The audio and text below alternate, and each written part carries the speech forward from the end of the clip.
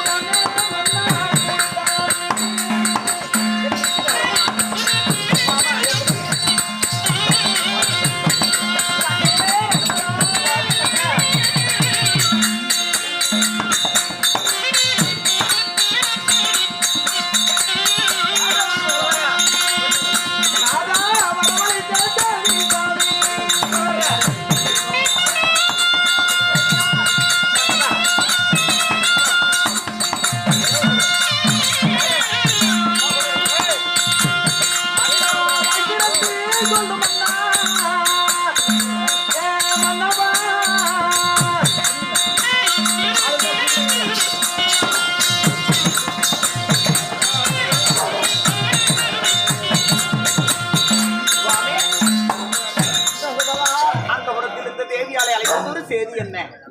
வரவழைத்த செய்தி என்ன வாய்த்திருந்து சொல்லுங்கள் சுவாமி யாரும் ஆண்டு மடிந்து காலமாகிறது இருந்தாலும் உலக செஞ்சாரின் ஆனந்த சிகாமணி இந்த வழியாக வந்தார் ஏன் இப்படி அழுது புலம்பிக் கொண்டிருக்கா என்ன காரணம் என்று கேட்டாய்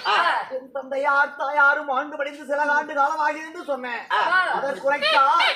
உன்னுடைய தந்தையார் ஆண்டு படிந்து வையலோகம் சேராமல் சொர்க்கமும் சேராமல் நரகமும் சேராமல் பால் வடிவத்திலே தொங்கிக் கொண்டிருக்க தருவனா மன்னா நான் அந்த வழியாக வரும் பொழுது என்னுடைய மக்கள் வாரத்தில் சொல்லி எனக்கு சரிபோல இவச்சடங்கு செய்து வந்தாள் என்னுடைய சொர்க்கப்பதி ஆத்மா சாஞ்சலியம் என்று சொன்னார்கள் ஆயிரம் தான் சொன்னாலும் ஊமத்தம்பூ மனமாகாது தலையாகப்பட்டது தங்கமாகாது சரியாது செய்ய முடியாத காரியமாகப்பட்டது ஒழுக்கமாகாது அதனால நாரதர் சொன்னதனால் மனவருத்தம் வேண்டாம் சுவாமி என்னுடைய தம்பிமார்களை அழைத்து கேட்டால் ஒரு யோசனை கிடைக்கும் அல்லவா அனைவரையும் அழைத்து கேட்கலாம்